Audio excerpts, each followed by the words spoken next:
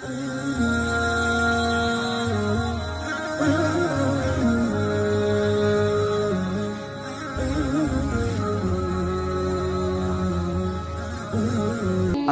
അലൈക്കും വറഹ്മത്തുള്ളാഹി വബറകാതുഹു.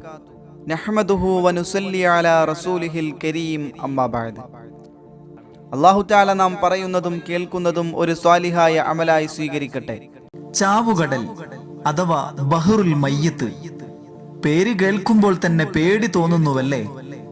ചാവുകടലിലെ വെള്ളത്തിൽ മത്സ്യത്തിന് ജീവിക്കാനാവില്ല. ഒരു ജലജീവിയും അതിൽ സഞ്ചരിക്കില്ല. ചാവുകടലിലെ വെള്ളം കുടിക്കാൻ പറ്റില്ല, കുളിക്കാനും പറ്റില്ല. ശരീരത്തിൽ വെള്ളം തട്ടിയാൽ ചൊറിച്ചിൽ വരുമത്രേ. പെട്ടെന്ന് ശുദ്ധജലത്തിൽ കഴുകി വൃത്തിയാക്കണം. 5 നാടുകളെ ബാധിച്ച കൊടും ശാപത്തിന്റെ നിത്യസ്മാരകമായി ചാവുകടൽ ഇന്നും നിലനിൽക്കുന്നു. ചത്തുകിടക്കുന്ന കടൽ, ചലനമില്ല. ജനങ്ങൾ തിങ്ങിത്താമസിച്ചിരുന്ന സദൂം പട്ടണം ചാവുകടലിൽ മുങ്ങിത്താഴ്ന്നുപോയി. 5 നാടുകൾ അടിമേൽ മറിക്കപ്പെട്ടു. ചാവുകടലിന്റെ ചുറ്റുപാടും ശപിക്കപ്പെട്ട മണ്ണാണ്. അവിടെ സസ്യങ്ങൾ വളരില്ല, താമസിക്കാൻ കൊള്ളില്ല. ലോകത്തിന് ഒരു കാലത്തും മറക്കാനാവാത്ത ക്രൂരമായ ശിക്ഷയാണ് ഒരു ജനവിഭാഗത്തിന് ലഭിച്ചത്. ചാവുകടൽ നിലനിൽക്കുന്ന കാലത്തോളം ആ ശിക്ഷയുടെ പേടിപ്പെടുത്തുന്ന ഓർമ്മകൾ നിലനിൽക്കും. ഇത്രയും ക്രൂരമായ ശിക്ഷ ഒരു ജനവിഭാഗത്തെ ബാധിക്കാൻ കാരണമെന്താണ്? അവർ ചെയ്ത കുറ്റമെന്താണ്? ഇൻഷാ അല്ലാഹ് ഇനിയുള്ള ദിവസങ്ങളിൽ യാസ് മീഡിയ യൂട്യൂബ് ചാനലിലൂടെ ലൂത്ത് നബി അലൈഹിസ്സലാമിന്റെ ചരിത്രമാണ് നാം ശ്രവിക്കാൻ പോകുന്നത്. ഇൻഷാ അല്ലാഹ് തുടർന്നുള്ള മുഴുവൻ ഭാഗങ്ങളും ഇൻഷാ അല്ലാഹ് എല്ലാ ദിവസവും ഇന്ത്യൻ സമയം രാത്രി 7:15 തന്നെ ലൂത്ത് നബി അലൈഹിസ്സലാമിന്റെ ജീവിത ചരിത്രത്തിന്റെ വിവിധ ഭാഗങ്ങൾ നിങ്ങൾക്ക് യാസ് മീഡിയയിലൂടെ ലഭിക്കും. ചരിത്രം പറഞ്ഞു തുടങ്ങാം. ആധുനിക ലോകം അതറിയണം. കേരളത്തിലെ അഭിനവ മുസ്ലിം സമൂഹം നിർബന്ധമായും അതറിയണം. ഒരു സമൂഹം ചെയ്ത ക്രൂരമായ തെറ്റ് ഇവിടെ ആവർത്തിക്കപ്പെടുന്നു. ആ നീചകൃത്യം ജീവിതത്തിന്റെ എല്ലാ മേഖലകളിലേക്കും വ്യാപിച്ചിരിക്കുന്നു. പാശ്ചാത്യ ലോകം അതൊരു ഫാഷനാക്കിയിരിക്കുന്നു. ലോകത്ത് പല പ്രദേശങ്ങളിലും പണ്ഡിത പാമര ഭേദമില്ലാതെ അത് പടർന്നു പിടിക്കുന്നു. തെറ്റാണെന്ന ചിന്ത പോലുമില്ലാതെ. അതാണ് സ്വവർഗരതി. അതായിരുന്നു ആ സമൂഹം ചെയ്ത തെറ്റ്. അവർക്ക് മുമ്പ് ആരും ആ നീചകൃത്യം ചെയ്തിട്ടില്ല. ഭർത്താവും ഭാര്യയും ഇണകളായി ജീവിക്കുക, അതാണ് എല്ലാ ജീവികളുടെയും പ്രകൃതി. മനുഷ്യരും മൃഗങ്ങളും പക്ഷികളും സസ്യങ്ങളുമെല്ലാം ആ പ്രകൃതിയിൽ തന്നെ ജീവിക്കണം. പ്രകൃതി വിരുദ്ധമായ മാർഗം സ്വീകരിക്കരുതൊരിക്കലും. പ്രകൃതി വിരുദ്ധമായ സ്വവർഗരതി സ്വീകരിക്കുന്നവർക്ക് ഏറ്റവും ക്രൂരമായ ശിക്ഷയാണ് വിധിക്കപ്പെട്ടിരിക്കുന്നത്, വധശിക്ഷ തന്നെ. ഇബ്നു അബ്ബാസ് റളിയല്ലാഹു അൻഹുവിൽ നിന്ന് റിപ്പോർട്ട് ചെയ്യപ്പെട്ട ഒരു ഹദീസിൽ ഇങ്ങനെ കാണാം: ലൂത്തിന്റെ സമൂഹം ചെയ്ത നീചകൃത്യം ചെയ്യുന്നവനെയും ചെയ്യപ്പെടുന്നവനെയും വധിച്ചു കളയുക. മനുഷ്യൻ ഒരിക്കലും ചെയ്യാൻ പാടില്ലാത്ത നീചകൃത്യം ഒരു സമൂഹത്തെ ഒന്നാകെ ബാധിച്ചു. അവർ സ്ത്രീകളെ ഒഴിവാക്കി. സൗന്ദര്യമുള്ള യുവാക്കളുടെ കൂടെ കൂടി. കൗമാരപ്രായക്കാർക്ക് പ്രിയം കൂടി. ആ സമൂഹം ധാർമ്മികമായി അധപ്പതിച്ചു. സർവശക്തനായ അള്ളാഹു അവർക്ക് ശക്തമായ താക്കീത് നൽകാൻ തീരുമാനിച്ചു. വ്യക്തമായ നിർദ്ദേശങ്ങളുമായി ഒരു പ്രവാചകനെ അവരിലേക്ക് അയച്ചു. ആ വന്യ പ്രവാചകനാണ് ലൂത്ത് നബി അലൈഹിസ്സലാം. ലൂത്ത് നബി അലൈഹിസ്സലാമിന്റെ പരമ്പര നൂഹ് നബി അലൈഹിസ്സലാമിൽ എത്തിച്ചേരുന്നുണ്ട്. അത് ഇപ്രകാരമാണ്: നൂഹ് നബി അലൈഹിസ്സലാമിന്റെ മകൻ സാം, അർഫഷഹദ്, ഷാലിഹ്, ആബിർ, ഫാലിഹ്, റഊ, സാറൂഖ്, നാഹൂർ, താറഹ്, ഹാറാൻ, ലൂത്ത് അലൈഹിമുസ്സലാം. ഒരു കാര്യം പ്രത്യേകം ശ്രദ്ധിക്കുക.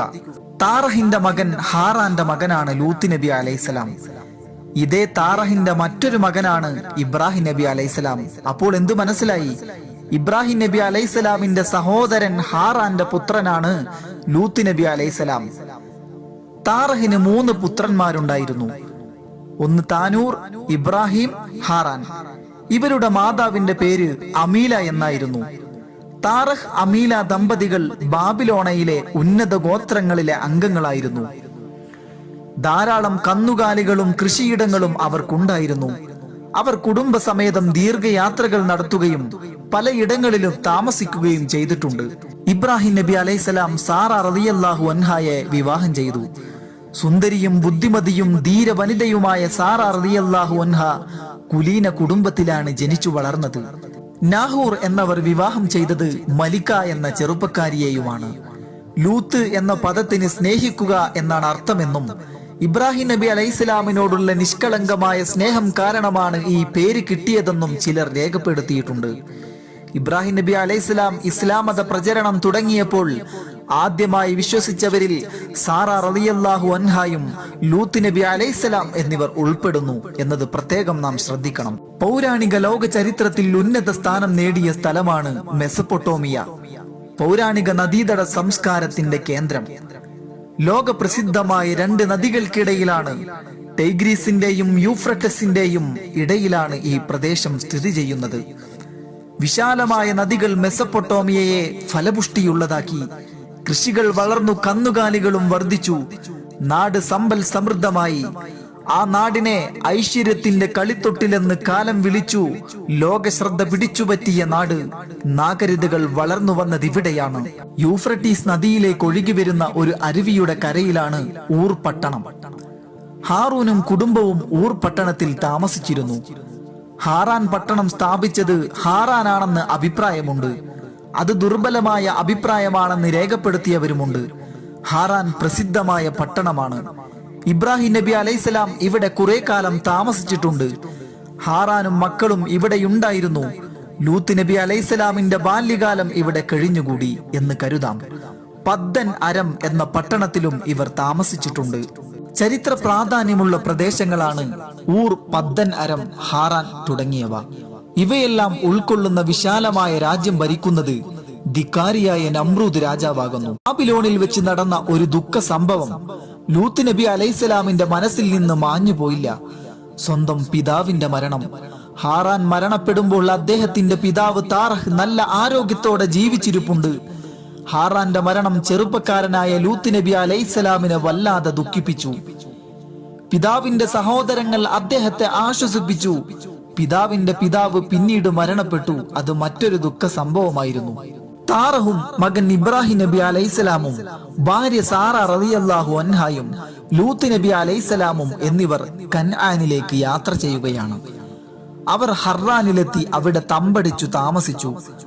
താറഹിന് അന്ന് 250 വയസ്സായിരുന്നു. അദ്ദേഹത്തിന് രോഗം ബാധിച്ചു.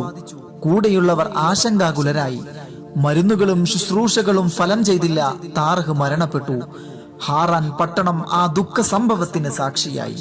പിന്നീട് യാത്രാ സംഘത്തിൽ 3 പേരായി. ഇബ്രാഹിം നബി അലൈഹിസ്സലാം, സാറ റളിയല്ലാഹു അൻഹ, ലൂത്ത് അലൈഹിസ്സലാം. ഇബ്രാഹിം നബി അലൈഹിസ്സലാമിന്റെ സന്ദേശം പ്രചരിപ്പിക്കുക എന്ന ദൗത്യമാണ് ലൂത്ത് നബി അലൈഹിസ്സലാം നിർവഹിച്ചു കൊണ്ടിരിക്കുന്നത്. ഇബ്രാഹിം നബി അലൈഹിസ്സലാമിന്റെ ജീവിതം സംഭവ ബഹുലമാണ്. അതിനെല്ലാം ലൂത്ത് നബി അലൈഹിസ്സലാം സാക്ഷിയാണ്. ആരോഗ്യവും ബുദ്ധിശക്തിയും സാമർഥ്യവുമുള്ള ചെറുപ്പക്കാരനാണ് ലൂത്ത് നബി അലൈഹിസ്സലാം. ഇബ്രാഹിം നബി അലൈഹിസ്സലാമും ഭാര്യയും ചെറുപ്പക്കാരനെ പുത്രനെ പോലെ കരുതി സ്നേഹിച്ചു. ഇറാഖിൽ നിന്ന് ഈജിപ്തിലേക്കുള്ള യാത്രയിൽ പല പരീക്ഷണങ്ങൾ നേരിട്ടു. ഈജിപ്തിലെ രാജാവിന്റെ പട്ടാളക്കാർ യാത്രക്കാരെ എല്ലാം നിരീക്ഷിക്കും. സുന്ദരികളായ സ്ത്രീകളെ കണ്ടാൽ പിടികൂടും, കൊട്ടാരത്തിലെത്തിക്കും. പിന്നെ കുറെ നാൾ കൊട്ടാരത്തിൽ രാജാവിന്റെ കൂടെയാണ് അവളുടെ താമസം. രാജാവ് പറയുന്നതൊക്കെ അനുസരിച്ചാൽ കൈനിറയെ സമ്മാനങ്ങളുമായി മടങ്ങാം. എതിർത്താൽ രാജാവ് കീഴ്പ്പെടുത്തും. രാജാവല്ലേ, ശക്തനല്ലേ, ചോദ്യം ചെയ്യപ്പെടുകയില്ലല്ലോ. അങ്ങനെയിരിക്കെ സാറാ ബീവി റളിയല്ലാഹു അൻഹയെ പിടികൂടി രാജാവ് കൊട്ടാരത്തിലെത്തിച്ചു. തൽക്കാലം ഞാൻ അവസാനിപ്പിക്കുന്നു. വആഖിറു ദഅ്വാനാ അനിൽ ഹംദുലില്ലാഹി റബ്ബിൽ ആലമീൻ. അസ്സലാമു അലൈക്കും വറഹ്മത്തുള്ളാഹി വബറകാതുഹു.